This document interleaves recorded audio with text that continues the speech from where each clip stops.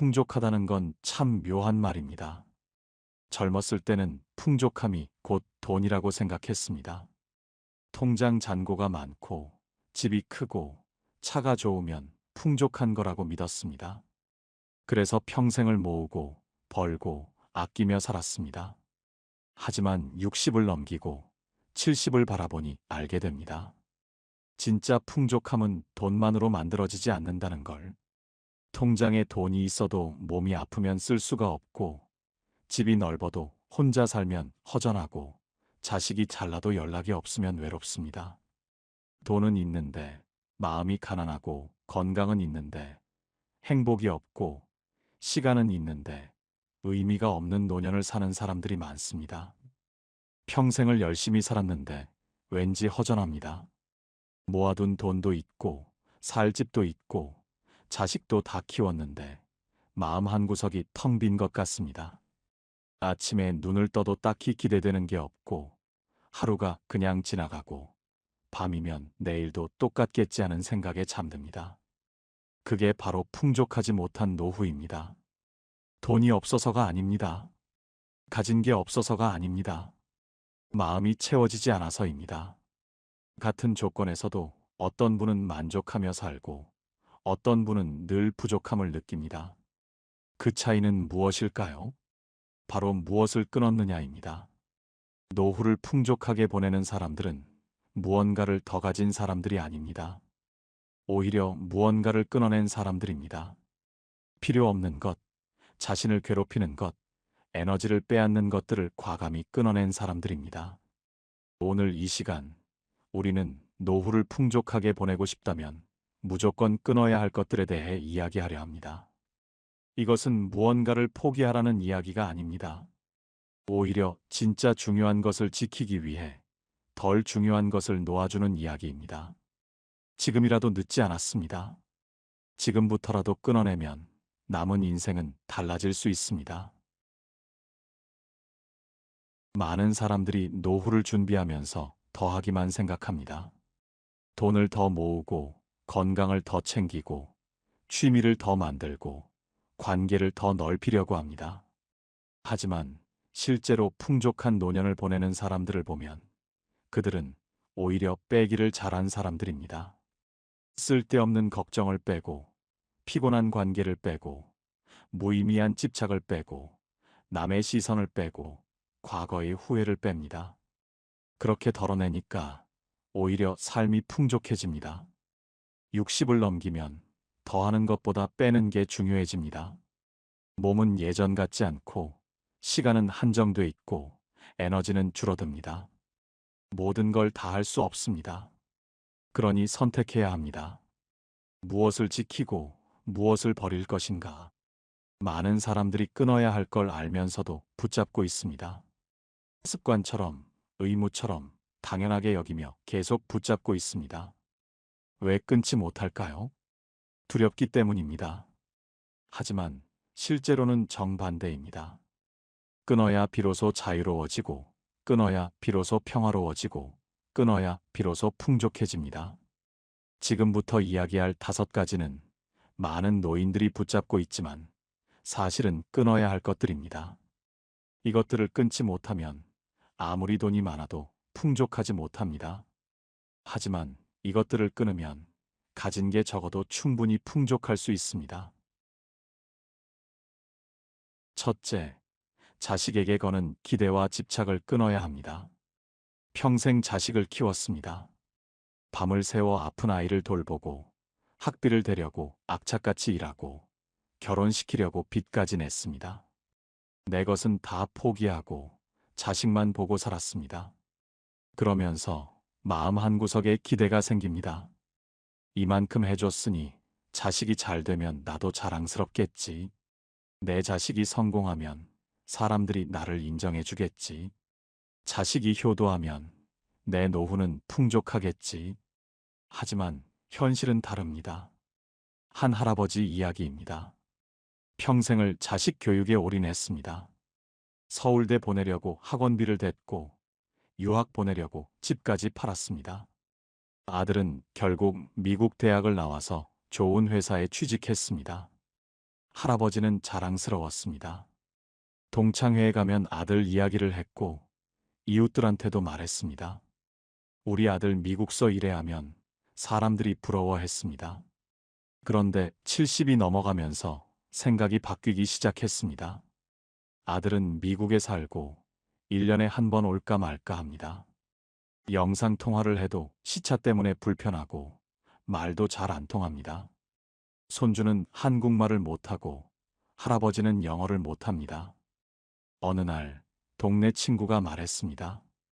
자네는 좋겠어. 아들이 잘났잖아. 할아버지가 대답했습니다. 잘난 게 뭐가 좋아? 보지도 못하는데. 친구가 놀라서 물었습니다. 그래도 자랑스럽잖아. 할아버지는 한참을 생각하다가 말했습니다. 자랑스러운 게 밥 먹여주나? 외로운 게 해결되나? 그제야 깨달았다고 합니다. 자식의 성공으로 인정받는 건 순간이지만 외로움은 매일이라는 걸. 기대는 여기서 끝나지 않습니다. 자식의 삶에도 개입하게 됩니다. 한 어머니가 계셨습니다. 아들과 같은 동네에 살면서 매일 아들 집에 갔습니다. 손주를 봐주겠다는 명목이었지만 사실은 며느리 하는 일을 확인하려는 거였습니다. 왜 애를 이렇게 입혀? 청소를 이렇게 해서야 되겠어? 밥은 이렇게 해야지. 며느리는 처음엔 참았습니다. 하지만 매일 듣다 보니 스트레스가 쌓였습니다. 결국 아들과 다퉜고 아들도 중간에서 괴로웠습니다. 어느 날 아들이 용기를 내서 말했습니다. 엄마, 저희도 이제 어른이에요. 저희가 알아서 할게요. 어머니는 섭섭해했습니다. 하지만 시간이 지나면서 생각이 바뀌었습니다. 그래, 쟤들도 어른이지. 내가 너무 참견했나? 그 후로 조금 거리를 뒀습니다. 일주일에 한 번만 방문하고 며느리 하는 일에 말을 아꼈습니다. 손주만 예뻐하고 나머지는 간섭하지 않았습니다. 그러니까 오히려 관계가 좋아졌습니다. 며느리가 먼저 연락했고 아들도 편해했습니다. 명절에도 분위기가 훨씬 부드러웠습니다. 자식에게 거는 기대와 집착을 끊으십시오. 자식을 통해 인정받으려는 욕구를 버리십시오. 자식이 잘나든 못나든 그건 자식의 인생입니다. 우리의 가치는 자식의 성공으로 증명되는 게 아닙니다. 자식의 삶에 과도하게 개입하는 습관도 끊으십시오. 자식도 어른입니다. 실수할 권리가 있고 배울 기회가 있습니다. 자식을 믿어주십시오. 조언은 해도 강요는 하지 마십시오. 물어보면 알려주되 안 물어보면 기다려주십시오. 자식 자랑 대신 내 삶을 자랑할 수 있으면 좋겠습니다. 오늘 산책을 했다는 것, 책을 읽었다는 것, 친구와 차를 마셨다는 것. 그런 소소한 일상이 자식의 성공보다 훨씬 더 나를 풍족하게 만듭니다. 둘째, 쓰지도 못할 돈을 모으는 집착을 끊어야 합니다. 돈은 중요합니다. 노후에 돈이 없으면 불안합니다. 그러니 돈을 모아야 합니다. 하지만 어느 선을 넘으면 돈을 모으는 게 집착이 됩니다. 쓸 일도 없는데 계속 모으고 충분히 있는데도 불안해하고 자식한테 물려줄 거면서도 한 푼 안 쓰고 살아갑니다. 이런 할아버지가 계셨습니다. 70 중반이셨는데 통장에 돈이 꽤 있었습니다. 연금도 나왔고 집도 있었습니다. 경제적으로 부족함이 없었습니다. 그런데 너무 아꼈습니다. 겨울에도 난방을 안 틀었습니다. 전기세 나온다며 두꺼운 옷만 입었습니다. 밥도 대충 먹었습니다. 국과 김치만 먹었습니다. 자식들이 외식하자고 하면 거절했습니다. 돈 아까워하며 집에서 먹자고 했습니다. 여행 가자고 해도 필요 없어 했습니다. 나중에 병원비 들면 어떡하나. 자식들한테라도 남겨줘야지. 그렇게 아끼고 모으며 살았습니다. 그러다 여든에 갑자기 쓰러졌습니다. 뇌졸중이었습니다. 병원에 실려갔지만 의식을 회복하지 못했습니다. 일주일 만에 돌아가셨습니다. 통장에는 돈이 그대로 있었습니다. 한 푼도 안 쓰고 모아둔 돈. 그 돈으로 할아버지는 맛있는 것 한 번 먹어보지 못했고, 따뜻하게 지내보지도 못했고, 여행 한 번 가보지 못했습니다. 장례식장에서 아들이 말했습니다. 아버지, 왜 그렇게 아끼고 사셨어요? 쓰시라고 했잖아요. 하지만 이미 늦었습니다. 반대로 이런 할머니도 있었습니다. 60 중반이었는데 친구들과 여행을 가기로 했습니다. 제주도로 2박 3일. 그런데 계속 망설였습니다. 돈이 아까워. 나중에 아프면 어떡해? 친구들이 설득했습니다. 지금 안 가면 언제 가? 나중엔 더 못 가. 결국 갔습니다. 바다를 보고 맛있는 음식을 먹고 친구들과 웃으며 시간을 보냈습니다. 돌아와서 생각했습니다. 아, 이게 행복이구나. 그 후로 생각이 바뀌었습니다. 적당히 쓰면서 사는 게 진짜 풍족한 거라는 걸 깨달았습니다. 1년에 한 번씩 여행을 갔습니다. 맛있는 거 먹고 싶으면 먹었습니다. 손주한테 용돈도 넉넉히 주었습니다. 70이 넘어서도 여전히 활기찼습니다. 친구들은 말했습니다. 당신은 돈 다 쓰고 나중에 어떡하려고? 할머니가 웃으며 대답했습니다.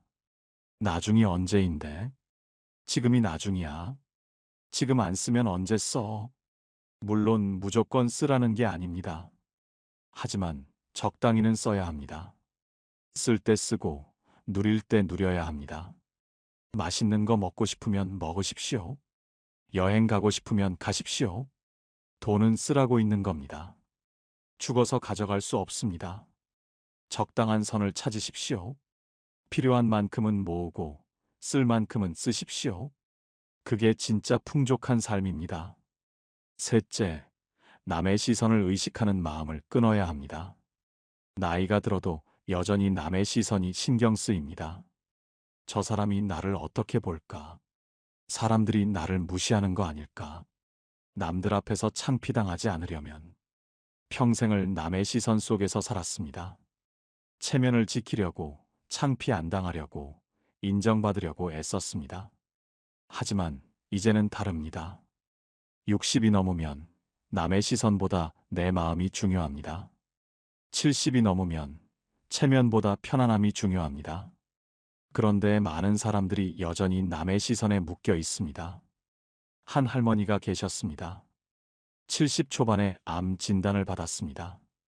초기였고 수술하면 완치 가능했습니다. 하지만 주변에 말하지 않았습니다. 사람들이 불쌍하게 볼까봐. 동정받기 싫어. 애들 걱정시키기 싫어. 혼자 병원 다녔습니다. 아무한테도 말 안 했습니다. 명절에도 멀쩡한 척 했습니다. 그러다 1년 후 암이 전이됐습니다. 그제야 가족들한테 말했습니다. 모두 충격받았습니다. 왜 진작 말씀 안 하셨어요? 할머니가 울며 대답했습니다. 창피했어. 남들이 뭐라고 할까봐. 불쌍하게 볼까봐. 딸이 말했습니다. 엄마, 남들이 뭐가 중요해요? 엄마 건강이 제일 중요한데. 할머니가 고개를 숙였습니다. 그걸 이제야 알았어. 너무 늦었어. 결국 항암 치료를 시작했지만 이미 많이 진행된 상태였습니다. 병실에 누워서 후회했습니다. 남의 시선 때문에 정작 중요한 걸 놓쳤구나. 건강보다 체면이 중요한 게 아니었는데. 한 할아버지는 평생 체면을 중요하게 여기셨습니다.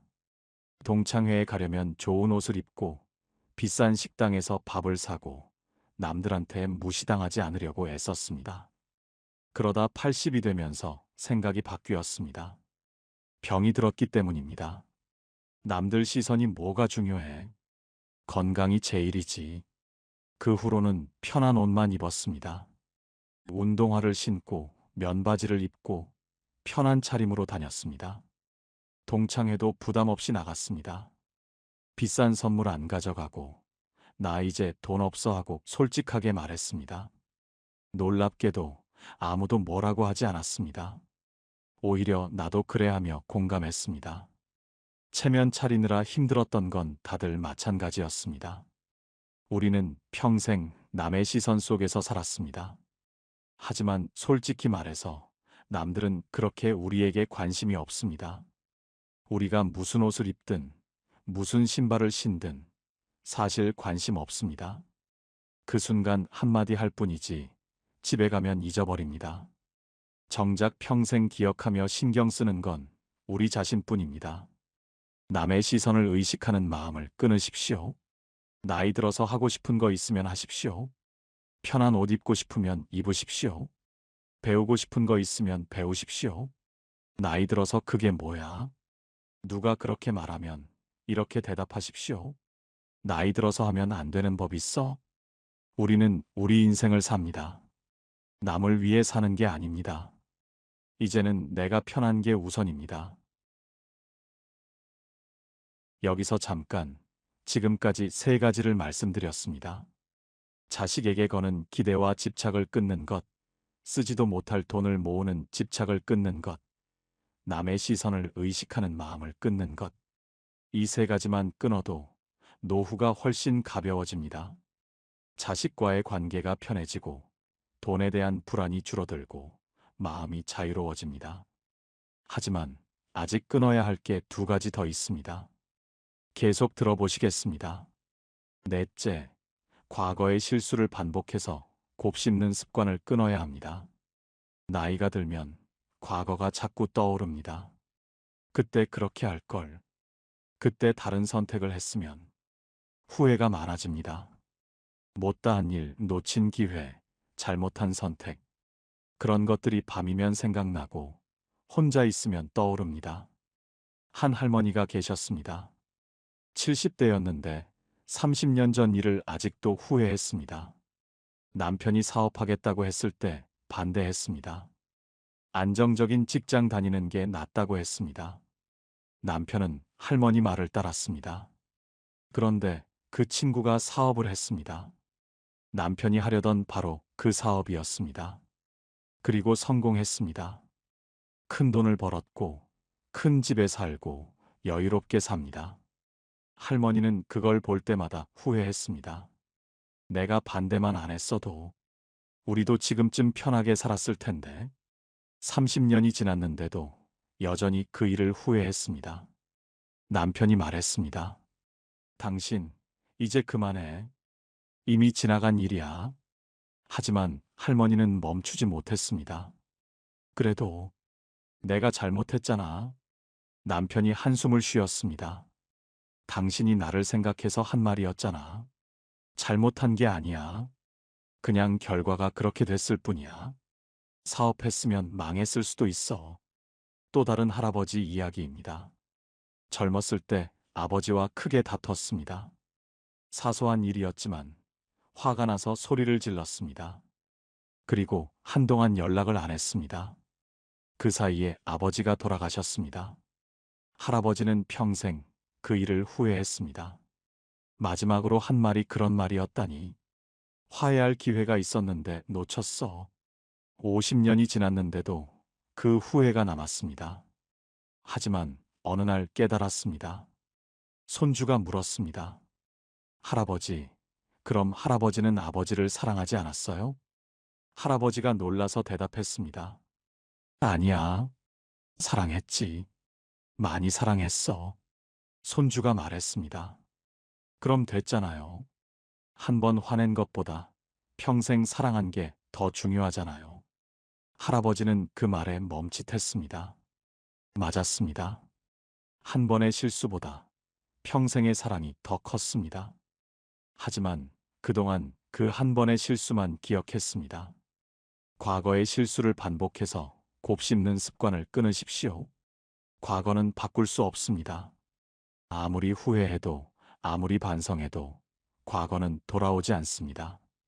당시에는 최선을 다했습니다. 그때는 그게 맞다고 생각했습니다. 지금의 기준으로 과거를 평가하면 모든 게 잘못 보입니다. 과거를 후회하는 대신 지금을 살아가십시오. 오늘 할 수 있는 일에 집중하십시오. 그게 과거를 보상하는 길입니다. 이제는 용서하십시오. 과거의 나를 용서하고 과거의 선택을 인정하십시오. 완벽한 선택은 없습니다. 다만 그때의 최선이 있을 뿐입니다. 다섯째, 늙음을 부정하고 젊음을 붙잡으려는 집착을 끊어야 합니다. 늙는 건 슬픈 일입니다. 몸은 예전 같지 않고 기억력도 떨어지고 얼굴에는 주름이 늘어갑니다. 거울을 보면 낯설고 사진을 보면 충격받습니다. 그래서 많은 사람들이 늙음을 부정합니다. 나는 아직 젊어. 나이는 숫자에 불과해. 물론 젊은 마음을 가지는 건 좋습니다. 하지만 현실을 부정하면 문제가 생깁니다. 한 할머니가 계셨습니다. 60 후반이었는데 여전히 젊다고 생각했습니다. 패션도 젊은 스타일로 입고 화장도 진하게 하고 젊은 사람들 모임에도 나갔습니다. 하지만 주변 사람들은 불편해했습니다. 젊은 사람들은 할머니를 어색해했고 또래 친구들은 너무 튄다며 거리를 두었습니다. 할머니는 외로웠습니다. 젊게 보이려고 애쓰는데 정작 어디에도 속하지 못했습니다. 그러다 어느 날 또래 친구가 솔직하게 말했습니다. 있는 그대로의 내 모습도 충분히 멋져. 왜 자꾸 젊은 척을 해? 할머니는 생각해 봤습니다. 나는 왜 자꾸 젊어 보이려고 할까? 늙는 게 그렇게 부끄러운 일인가? 그 후로 생각을 바꿨습니다. 나이에 맞는 옷을 입고 편한 화장을 하고 또래 친구들과 어울렸습니다. 그러니까 오히려 편했습니다. 무리하지 않아도 되고 애쓰지 않아도 되고 있는 그대로 인정받았습니다. 한 할아버지가 계셨습니다. 70대였는데 헬스장에 등록했습니다. 젊은 사람들처럼 운동하겠다고 무거운 기구를 들었습니다. 트레이너가 말했습니다. 어르신, 천천히 하세요. 무리하시면 다치십니다. 하지만 할아버지는 듣지 않았습니다. 나는 아직 괜찮아. 이 정도는 할 수 있어. 결국 허리를 다쳤습니다. 병원에 입원했고 한 달 동안 누워 있어야 했습니다. 퇴원 후에 생각이 바뀌었습니다. 내가 너무 무리했구나. 나이를 인정했어야 했는데. 그 후로는 나이에 맞게 운동했습니다. 가볍게 걷고 스트레칭하고 무리하지 않았습니다. 오히려 그게 건강에 더 좋았습니다. 늙음을 받아들이는 게 포기가 아닙니다. 오히려 현명한 겁니다. 60이면 60답게, 70이면 70답게, 80이면 80답게 사는 게 자연스럽습니다. 억지로 젊어 보이려고 하면 오히려 더 늙어 보입니다. 늙음을 부정하고 젊음을 붙잡으려는 집착을 끊으십시오. 나이 드는 건 자연스러운 겁니다. 주름이 생기고 머리가 휘어지고 몸이 약해지는 게 당연합니다. 그걸 부끄러워할 필요 없습니다. 오히려 나이가 주는 장점도 있습니다. 젊었을 때는 몰랐던 여유, 지혜, 평화. 그런 것들은 나이가 들어야 얻을 수 있습니다. 있는 그대로를 받아들이십시오. 60이면 60의 아름다움이 있고, 70이면 70의 품위가 있고, 80이면 80의 존엄이 있습니다. 여기까지 5가지를 말씀드렸습니다. 자식에게 거는 기대와 집착을 끊는 것, 쓰지도 못할 돈을 모으는 집착을 끊는 것, 남의 시선을 의식하는 마음을 끊는 것, 과거의 실수를 반복해서 곱씹는 습관을 끊는 것, 늙음을 부정하고 젊음을 붙잡으려는 집착을 끊는 것. 이것들은 사실 버리기입니다. 하지만 버려야 비로소 채워집니다. 자식에 대한 기대를 버리면 자기 자신의 가치를 발견합니다. 돈에 대한 집착을 버리면 진짜 풍족함을 느낍니다. 남의 시선을 버리면 자유로워집니다. 과거의 후회를 버리면 현재가 보입니다. 젊음에 대한 집착을 버리면 있는 그대로가 아름답습니다. 이제 와서 내가 바뀔 수 있을까? 그런 의심이 들 수 있습니다. 하지만 바뀌지 않으면 어떻게 될까요? 자식 눈치 보며 살고, 돈 때문에 불안해하고, 남들 시선 때문에 위축되고, 과거 때문에 괴로워하고, 늙음 때문에 비참해집니다. 그러니 지금이라도 끊어야 합니다. 늦었다고 생각하지 마십시오. 60에 끊으면 20년을 가볍게 살 수 있고, 70에 끊으면 10년을 편하게 살 수 있고, 80에 끊으면 남은 날들을 평화롭게 살 수 있습니다. 한꺼번에 다 끊으려고 하지 마십시오. 하나씩 천천히 끊어가면 됩니다. 오늘부터 이렇게 시작해 보십시오. 자식 이야기로 나를 증명하려고 할 때 잠깐 멈추고 생각하십시오.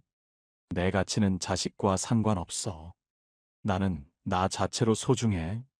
돈 쓰기가 아까울 때 생각해 보십시오. 이 돈은 쓰라고 있는 거야. 지금 안 쓰면 언제 써?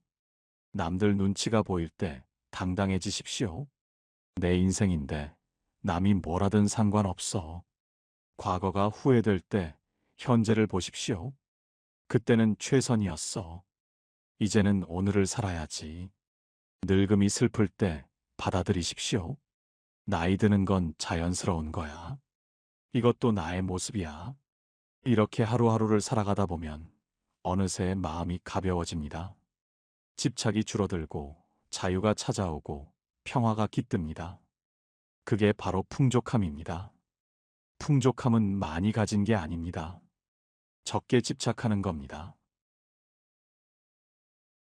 인생은 참 아이러니합니다. 젊었을 때는 무언가를 더하며 살아갑니다. 더 배우고, 더 벌고, 더 가지려고 합니다. 그게 성공이고, 그게 행복이라고 배웁니다. 하지만 나이가 들면 깨닫습니다. 진짜 풍족함은 빼는 데 있다는 걸. 불필요한 집착을 빼고, 쓸데없는 걱정을 빼고, 무의미한 비교를 빼고, 남의 시선을 빼고, 과거의 후회를 뺍니다. 그렇게 덜어내니까 오히려 삶이 풍족해집니다. 돌이켜보면 60년도, 70년도 순식간입니다. 이제 앞으로 남은 시간은 그리 많지 않습니다. 그렇다면 남은 시간을 어떻게 보낼 것인가? 자식 눈치 보며 보낼 것인가? 나를 위해 보낼 것인가? 돈 모으느라 보낼 것인가? 누리며 보낼 것인가? 남의 시선 속에서 보낼 것인가? 내 마음대로 보낼 것인가? 과거를 후회하며 보낼 것인가? 현재를 살아가며 보낼 것인가? 늙음을 부정하며 보낼 것인가? 있는 그대로 받아들이며 보낼 것인가? 선택은 우리의 몫입니다. 아무도 대신해 줄 수 없습니다. 결국 우리 스스로 만들어가는 겁니다. 풍족한 노후와 가난한 노후를 가르는 건 돈이 아닙니다. 자식도 아닙니다. 건강도 아닙니다. 무엇을 붙잡고 무엇을 놓아주느냐? 무엇에 집착하고 무엇을 끊어내느냐? 그게 우리 삶의 질을 결정합니다. 이제 오늘부터 하나씩 끊어보십시오. 자식에 대한 기대, 돈에 대한 집착, 남의 시선, 과거의 후회, 젊음에 대한 집착. 이것들을 하나씩 끊어가십시오. 그렇게 하루하루를 살아가다 보면 어느새 마음이 가벼워집니다. 집착이 줄어들고 자유가 늘어나고 평화가 찾아옵니다. 그게 바로 우리가 바라는 노후입니다. 거창하지 않아도 됩니다. 완벽하지 않아도 됩니다. 그냥 오늘 하루 조금 더 가볍고, 조금 더 자유롭고, 조금 더 평화로우면 됩니다. 그런 하루들이 모여서 풍족한 인생이 됩니다.